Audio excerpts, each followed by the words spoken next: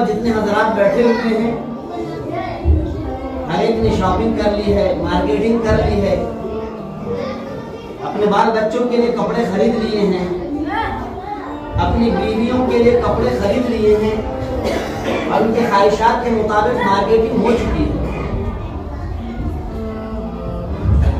लेकिन हमारे मुआशरे में, हमारी सोसाइटी में कुछ ऐसे भी होंगे जिनके बच्चे अभी भी अपनी माओ को कह रहे होंगे, अम्मा जान हमारे पड़ोस के बच्चों को कपड़े मिल चुके हैं, वो खुश नजर आ रहे हैं। आपस में वो लोग तस्कीरा कर रहे थे कि कल हम कौन सा जूता पहनेंगे, कल वो आपस में तस्कीरा कर रहे थे हम कौन सा कपड़ा पहनेंगे। इतने सारे कपड़े उन्हें मिल गए, इतने सारे उन्हें जूते मिल गए। वो बच्चे आपस में तस्कीरा कर रहे थे कल हमें फुला फुला ईदी देंगे, अम्मा जान हमें कौन कपड़ा देगा, हमारे अब्बा तो नहीं है, अम्मा जान हमें कौन जूता लाकर देगा, अब्बा को इंतकाल हो चुका है, अम्मा जान हम तो गरीब हैं, हमें कोई ईदी देने को भी तैयार नहीं है। माँ रोती है और आंसू बहाती है और ये कहकर अपने बच्चों को दिलासा देती है, बेटा ये ईद तो हर साल आती है ना, अगर इस साल तुम्हें जूता कोई देने को नहीं, इस साल अगर आपने नए कपड़े नहीं पहने मत रो, अगले साल इंशाअल्लाह फिर ईद आएगी, आपको नए कपड़े मिल जाएंगे, नए जूते मिल जाएंगे। बच्चा थोड़ा सा आंसू बहाता है, अपनी माँ की बातों पर एतबार करता है और खामोश हो जाता है। मेरे भाइयों जरा तसव्वुर करो उस माँ के दिल पर क्या गुजर रहा होगा उस वक्त जबकि माँ बेटा मुतालबा कर रहा है, अम्मा जान हमें भी कपड़े ला कर दो। और जब उस माँ के आंखों से आंसू के कतरे टपक रहे होंगे तो क्या अल्लाह बेचैन नहीं हो रहा होगा, अल्लाह के अर्श में ज़लज़ला बर्पा नहीं हो रहा होगा?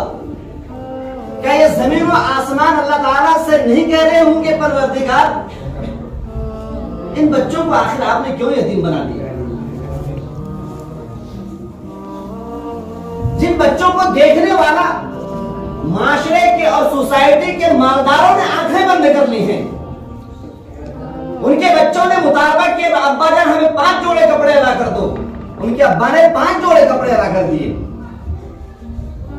बड़े बाप ने अलग दिए, खाला ने, माओ ने, नाना ने, नानी ने, सबने अलग अलग जोड़े कपड़े ला कर दिए क्योंकि वो मालदार का बेटा है। लेकिन ये बेचारा गरीब है, यतीम है, बेसहारा है, इन्हें कोई देखने वाला नहीं। 12-11 महीने गुजर गए,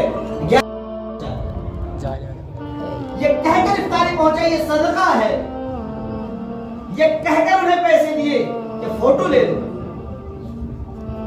दिखावा के वास्ते उन्होंने उनको गरीब बनाया, हकीर बनाया और वो बेचारा हकीर बनते हुए अपने आप को जलील करते हुए उन्होंने 5 रुपए 10 रुपए लिए और उनका फोटो वायरल कर दिए गए। ये फरिश्ते परवरदिगार से कह रहे होंगे, आसमान और जमीन परवरदिगार से कह रहे होंगे, यहाँ की मखलूक चरिंद परिंद दरिंद सब कह रहे होंगे, इन मखलूकों को, इन इंसानों को आपने पैदा किया, जिन इंसानों ने, जिन पैसे वालों ने, जिन मालदारों ने अपने आंखें बंद कर ली, अगर नजर आ रही है सिर्फ उनकी अपनी बीवियां नजर आ रही हैं, नजर आ रही उनको सिर्फ अपने बच्चे नजर आ रहे हैं। आप कल देख लीजिएगा कितने बच्चे जो यतीम हैं, कितने औरतें जो बेवा हैं, उनके मुंह तक नवाला पहुंच रहा है सवैया का, लेकिन वो नवाला अगर पहुंच रहा है सवैयों का तो वो सदके का होगा, उनको सदका कहकर दिया गया होगा। जबकि हमारी शरीयत ने यहां तक कह दिया कि आप किसी को ज़कात दो तो कहकर मत दो ज़कात है ये, ताकि उन्हें ये एहसास ना हो कि मैं ज़कात खा रहा हूं या खा रही हूं। यह कहकर दिया जाता है ये तुम्हारे लिए ज़कात है। अगर आपके भाई भी, अगर आप दोनों एक माँ से और एक बाप से पैदा हुए, आपका भाई भी अगर गरीब है उनको भी ज़कात दे सकते हो, लेकिन क्या हो रहा है? ज़कात देते हुए फोटो, ज़कात देते हुए वीडियो बनाना, ये कहाँ के लिए? किसने हमें बता दिया? किस शरीयत ने हमें बताया? और आज जो कि वायरल कर दिया जा रहा है वो बेचारा इसलिए लेने पर मजबूर है क्योंकि आप अगर नहीं दोगे तो कोई दूसरा देने वाला नहीं है, वो मजबूर है लेने पर, वो फोटो देने पर मजबूर है। 25% ऐसे बच्चे हैं, ऐसी बीवियां हैं, ऐसी खवातीन हैं जो यकीनन खत्ते इफलास से नीचे जिंदगी गुजार रही हैं। उनके शौहर यकीनन हैं, लेकिन शौहर की इतनी कमाई नहीं है। वहीं पर 75 के अलावा 25% ऐसे लोग हैं जिनके पास पैसों की मोहताज है, बिल्डिंगों पे बिल्डिंगें बना रहे हैं। उनके अंदर एक मुसाबका तनाफुस कंपटीशन हुआ करता है। हम 5 जोड़े 10 जोड़े कपड़े अपने बच्चों को लेकर लेंगे, लेकिन काश हम में से जितने यहाँ मालदार बैठे हुए हैं अगर ये सोच लिया होता कि हमारे आसपास में जितने लोग हैं 5 की जिम्मेदारी हम ले लेंगे, 5 की जिम्मेदारी आप ले लो। ये मशवरा हमारे दरमियान होना चाहिए था। हमने बहुत सारे मशवरे कर लिए अपने मुआशरे, अपनी बीवियों से, अपने बाल बच्चों से। हमने मस्जिद में बैठ कर इस तरह का भी मशवरा किया होता, तुम भी बैठो, तुम भी बैठो, तुम भी बैठो, ए ज़ैद, बकर, हामिद, खालिद सब बैठो, सब मालदार हो, अल्लाह ने सबको नवाजा है। ये बताओ कि मुआशरे में कितने गरीब पड़े हुए हैं। तय कर दिया जाता है कि मुआशरे में यहाँ पर 115 लोग जो है गरीब हैं, गरीब बच्चे हैं, गरीब माए हैं। अब ये है 115 को हम 15 लोगों में डिवाइड करना, तकसीम करना है। आपको 10 लोगों की मदद करनी है, आपको 20 लोगों की मदद करनी है। इस तरह से हमारा माशरा होना चाहिए था, लेकिन कितने लोगों ने इस तरह तवज्जो दी? क्या कयामत के रोज हम बरी हो जाएंगे इन चीजों से? क्या कयामत के रोज ये बच्चे अल्लाह ताला के दरबार में नहीं कहेंगे परवरदिगार ये बाजार रहे थे, इनके बदन पर खुशबू थी इत्र की, इनके घर से खुशबू निकल रही थी सवैयों की, इनके बच्चे खुशी से फूले नहीं समा रहे थे नए कपड़े पहनकर, इनकी बीवियां तो नए नए जोड़े पहन करके इकरा रही थी। अब अल्लाह जान, मेरे अल्लाह, मेरे प्यारे माबूद, मेरे प्यारे खालिक, आप इन लोगों को जन्नत भेज रहे हैं, किस खातिर जन्नत भेज रहे हैं? उस वक्त मेरा रब जवाब देगा, मेरा रब फरमाएगा मालदारों को बुला करके, मालदारों, मैं भूखा था, तुमने मुझे खाना नहीं खिलाया, मैं प्यासा था, तुमने मुझे पानी नहीं पिलाया, मैं नंगा था, तुमने मुझे कपड़े नहीं पहनाए। उस वक्त मालदार का जवाब निकलेगा, परवरदिगार तुझे कहां भूख लगती, तुझे कहां प्यास लग रही थी, तू नंगा कहां था? परवरदिगार जवाब देगा कि जो बच्चे तड़प रहे थे, ये मसाकिन, ये गौरबा जो कपड़ों के लिए तरस रहे थे, अगर तूने कपड़े दिए होते तो मुझे कपड़े दिए होते। ये लोग सवैयों के लिए रो रहे थे, अगर जाकर सवैये दिए होते तो मुझे दिए होते। लेकिन तुम्हें इनकी कहां फिक्र थी? ये सोच करके तुमने बच्चों को सीनों से नहीं लगाया कि गरीबों का बच्चा है। सीनों से लगाएंगे तो मेरे कपड़े मैले हो जाएंगे। हमारे नबी ने ऐसा नहीं किया था। जिस नबी के हम उम्मती हैं, सिर्फ हम दावे करते हैं, उस नबी की जिंदगी का मुताला करो। उन्होंने खुद अपने बारे में फरमाया, परवरदिगार मुझे गरीब बना, गरीबों की जमात में उठा, कयामत के रोज भी गरीबों की जमात में उठा। गरीब बनना कोई गलत नहीं है, अल्लाह ने किसी को गरीब बनाया, कोई ऐब की बात नहीं है, लेकिन हम मालदार उसको ऐब बना दिया। हमारी जुबान तल्ख हो गई, कड़वी हो गई उन गरीबों के लिए। कभी भी हमारी आंखों से आंसू नहीं टपकते इन गरीबों के लिए, कभी भी दो बोल हमारे गरीबों के लिए नहीं निकलते। किसी के सामने हम जाकर नहीं कहते चुपके से आप उनकी मदद कर दो। पूरा रमजान हमने अच्छा खाना खाया, अच्छे कपड़े पहने, पूरे रमजान हमने अच्छी इफ्तारी हमारे दस्तरखानों पर रही, अच्छी सहरी हमने खाई है, कसम को खुद अच्छी सहरी खाई, बीवी का जब जब मुतालबा होता रहा, हमारे दस्तरखान अच्छे सस्ते रहे। लेकिन कभी भी हमारे दिल में तमन्ना पैदा नहीं हुई कि हमने लगातार 5 मसाकीन को, 10 गरीबों को हमने खिला लिया अपने दस्तरखान पर बुला करके। लोग क्या कहेंगे, तुमने गरीबों को बिठा लिया अपने दस्तरखान पर। लेकिन कयामत के रोज अल्लाह ताला के दरबार में गरीब बच्चे खड़े होंगे। मेरे भाइयों, मैं आपसे हाथ जोड़ कर कह रहा हूँ, कल अगर ईद का दिन है, आज जाएं, आपने अपने माओ के लिए, अपनी बीवियों के लिए, अपने बच्चों के लिए कपड़े खरीदे, रंग बिरंग के कपड़े खरीदे हैं। अगर 3 जोड़े खरीद लिए, 4 जोड़े खरीद लिए, अल्लाह के वास्ते 1 जोड़ा किसी गरीब को दे दो। यही असल ईद है। ईद के माने खुशी क्या है? यही असल खुशी है। गरीबों के आंसुओं को पोंछ देना, यही असल खुशी है। जाकर के आप नमाज पढ़ लोगे, कुछ गुब्बारे खरीद लोगे, अपने बच्चों को लाकर दे लोगे, लेकिन गरीबों के बच्चे रो रहे होंगे। आपको तय करना पड़ेगा कि हम अगर ईदगाह जाएंगे, अपने साथ 3-4 बच्चों को लेकर जाएंगे। हमारे नबी सल्लल्लाहु अलैहि वसल्लम का तरीका था।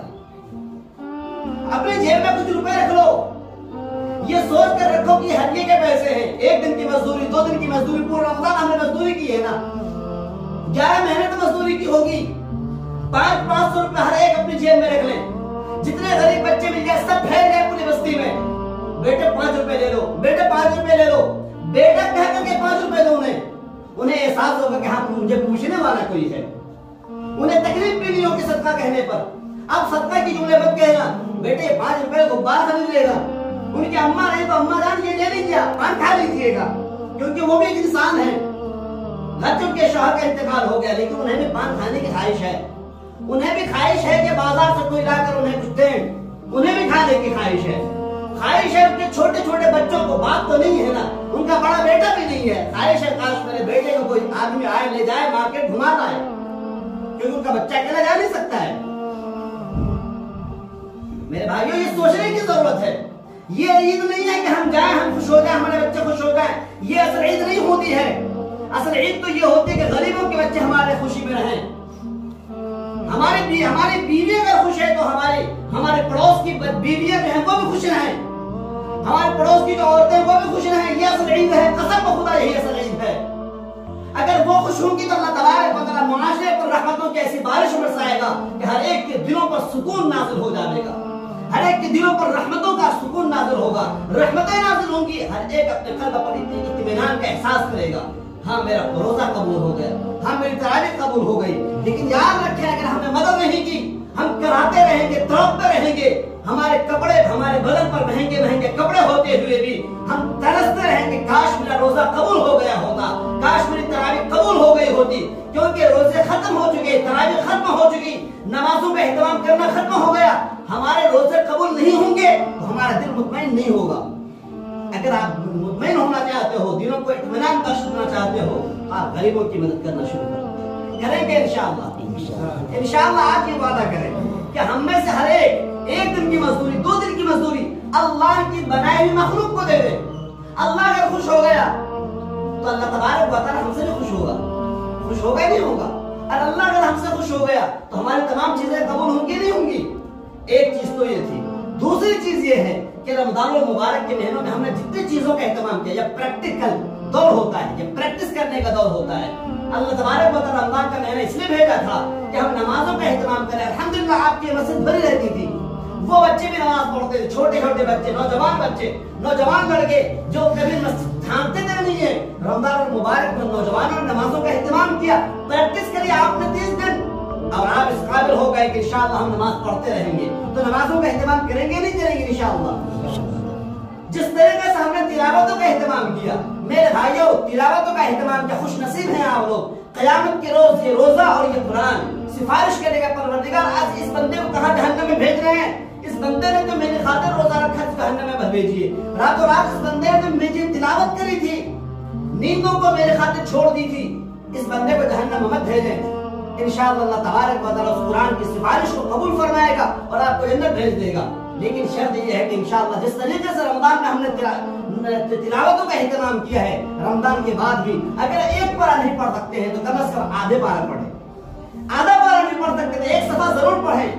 सुबह उठते हुए एक सफे पर उठ फिर ले, इंशाअल्लाह एक हर्फ और एक आयत हमारे लिए क़यामत की सिफारिश का जरिया बन जाएगी। तिलावत का एहतमाम करेंगे नहीं करेंगे? जब तक हम तिलावत का एहतमाम करते हैं हमारा ये माइंड फ्रेश हो जाता है, हमारा ये दिल जो काला हो चुका होता है वो रोशनी से भर जाता है, और हमारा अंदरून, हमारा जो अंदर की जो दुनिया हुआ करती है वो खुशी जाहिर करती है, खुशी महसूस करती है। आप तिलावतों का एहतमाम करो। अगर तिलावतें नहीं कर पाते हो, कुरान की तिलावत नहीं कर पाते हो, आज भी अल्लाह के खातिर मकतब में दाखिला ले लो, क्योंकि जब हमारी चप्पल टूटती है मोची के पास जाते हुए हमें शर्म नहीं आती है। हम चप्पल सिलवाने जाते हैं, हमारे बाल बड़े हो जाते हैं। आज देखिए नाइयों की भीड़ लगी होगी, हज्जाम की दुकान पर भीड़ लगी होगी, क्योंकि बाल बड़े बड़े हो चुके हैं। हमें कोई शर्म नहीं होती है, अपने सर को झुकाते हैं हज्जाम के सामने, कोई शर्म नहीं होती है। लेकिन हमें कुरान याद नहीं है, हमें कुरान पढ़ना नहीं आता है, तो मकतब में दाखिला लेने पर हमें शर्म आती है। अल्लाह के वास्ते आज मौलाना हाफिज मेराज साहब के मकतब में दाखिला लो, जहाँ जहाँ मकतब कायम मकतब में दाखिला लो, 1 घंटा दो। सब जमीन मुंबई, सब जमीन महाराष्ट्र, जितने बड़े बड़े ममालिक हैं, जितने बड़े बड़े आपके यहाँ के शहर इंडिया के, वहाँ पर देख लीजिए जो बड़े बड़े पैसे वाले होते हैं, अगर कुरान पढ़ना नहीं आता है वो दाखिला लेते हैं, बाज़ाब्ता मकातिब में दाखिला लेते हैं। अगर वहाँ पर शर्म आती है तो किसी इमाम से कहते हैं मैं आपको पैसे दूंगा, आप रोज सुबह शाम मुझे 1 घंटा पढ़ा दिया करें। जब अल्लाह ताला के वास्ते वो कुरान सीख रहा होता है, उसी वक्त उसकी मौत हो जाती है, अल्लाह तबारक व तआला से बंदा इतना